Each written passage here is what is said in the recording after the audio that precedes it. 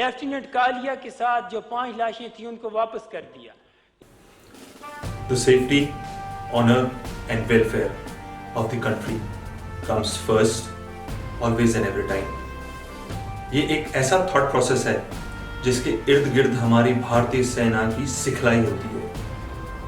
हमेशा कंट्री प्रथम, जिन लोगों को आप कमांड करते हैं उनका सेकंड नंबर आता है, आपकी खुद की सेफ्टी, ईज एंड कंफर्ट हमेशा लास्ट आती है।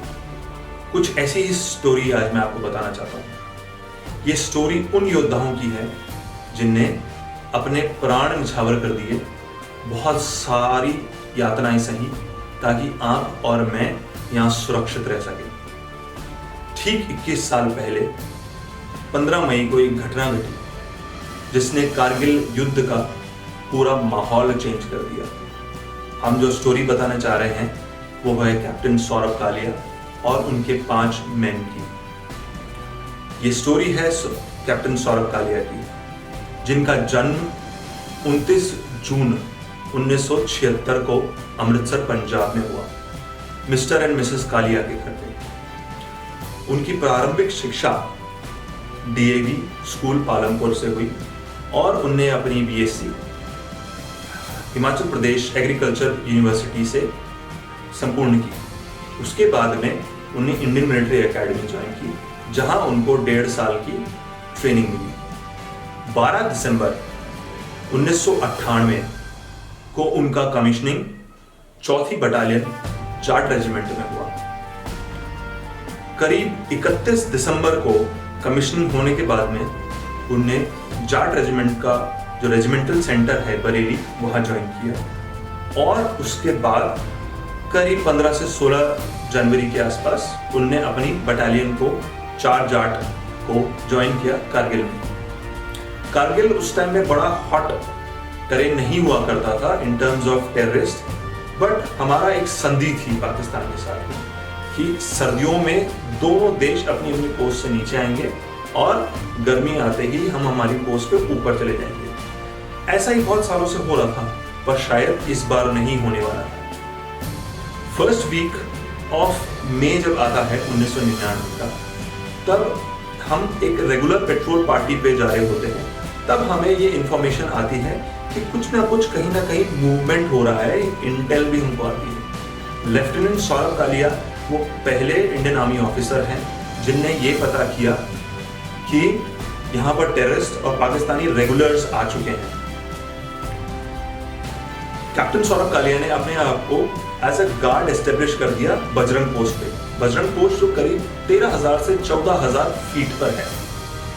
15 मई के दिन एक रूटीन पेट्रोल में लेफ्टिनेंट सौरभ कालिया और उसके 5 जवान उनके साथ में थे, जिनका नाम इस प्रकार है: सिपाही अर्जुन राम, सिपाही भंवर लाल, सिपाही भीकाराम, सिपाही मूलाराम और सिपाही नरेश सिंह। इनमें से ज्यादातर का ताल्लुकात राजस्थान स्टेट से है।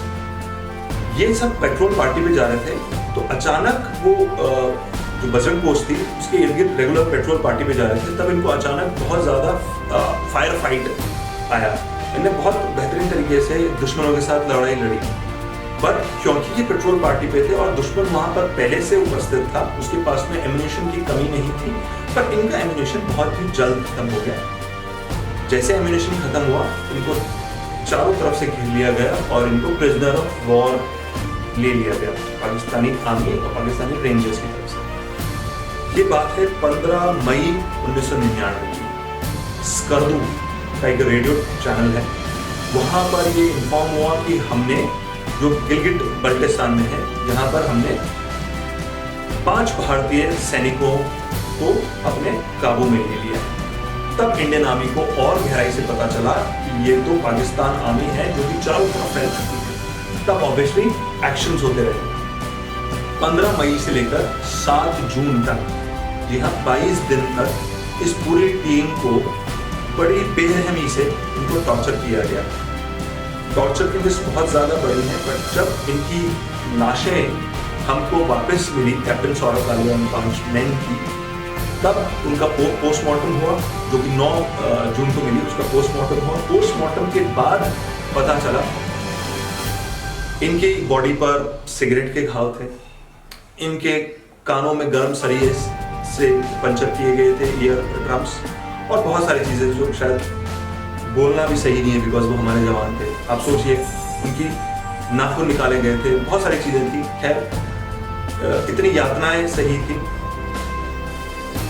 15 जून 1999 को हमारे minister of external affairs Jaswant Singh ने पाकिस्तान के उस टाइम के मिनिस्टर ऑफ एक्सटर्नल अफेयर्स को एक नोटिस दिया कि हमने जब पोस्टमार्टम किया हमारी बॉडीज का, तब ये चीज़ें हुई।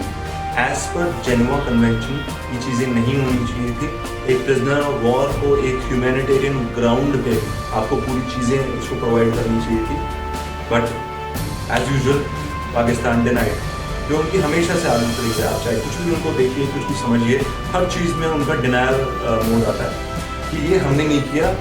कुछ लोग ये कहते हैं कि जी पाकिस्तान में कि शायद वो ऐसा इलाका था वहाँ पर लेपर्ड या किसी शेर ने उनका अटैक कर दिया। सब असत्य है। सत्य ये है कि उनको इतनी यातनाएं दी गई थी कि आप और मैं जो यहाँ बैठकर सोचते हैं कि आज हमारे घर में बिजली नहीं है, हमारी ये नहीं है, कहीं ना कहीं आप उनका सोचिए कि उनको 22 दिन कितना टॉर्चर किया होगा। उनकी उम्र अमूमन 21 से 18 साल के बीच में थी। कैप्टन सौरभ कालिया उनमें सबसे सीनियर थे, जो कि 22 साल के होने वाले थे, पर शायद उनको 22वां जन्मदिन कभी नसीब ना हो पाया। और बाकी जितने भी सिपाही थे वो 18-19 साल के थे। सोचिए, एक 18-19 साल के एक बच्चे ने अपनी इतनी यातनाएं सही हैं जो कि एक आर्मी ने उनको दी है फॉर 22 लॉन्ग डेज। उसके बाद में वो वीर गति को प्राप्त हुए। उसके बाद में भी सिचुएशन कुछ ज़्यादा अच्छी नहीं है। कालिया अंकल ने बहुत प्रयत्न करे कि कैसे न कैसे इस चीज़ को जो लोग इस पूरी घटना के पीछे थे उनको पनिश किया जाए इंटरनेशनल कोर्ट में। ब्रिटेन इन सबको लिखा गया है, इसराइल को सबने, इसराइल ने कहा कि हमारा कोई डिप्लोमेटिक रिलेशन नहीं है। ब्रिटेन ने कहा कि हमको पूरी तथ्य नहीं मालूम चल पा रहे हैं। जर्मनी ने कहा कि हमने पाकिस्तान से कनेक्ट किया पर पाकिस्तान हमको एक्चुअली डिटेल नहीं दे पा रहा है। सो इवेंचुअली और पॉलिटिशियन आप जानते हैं, जब तक वोट बैंक अगर किसी के पास में तभी वो शायद वहाँ पर जाते हैं, उसके लिए सोचते हैं। अगर शहीद कोई वोट बैंक नहीं होता, शहीद होता है एक शहादत देने के लिए, आपके लिए और मेरे लिए, ताकि हम उसको याद कर सकें। इस पूरे वीडियो में छोटा सा प्रयत्न है आपको बताने के लिए कि ऐसे लोगों ने इतनी कम उम्र में आपके लिए और मेरे लिए जान दी थी।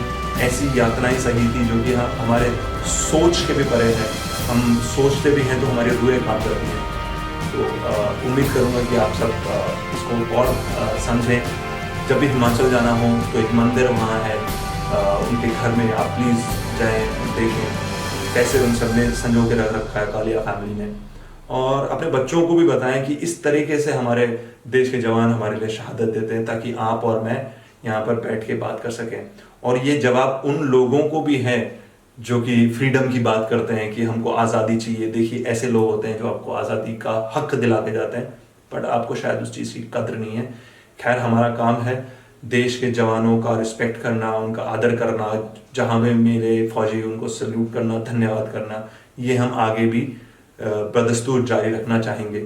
और आप सबसे भी निवेदन है कि आप भी कीजिए, याद करें उस सैनिक को जिसने आपके लिए और हमारे लिए सबके लिए बलिदान दिया है।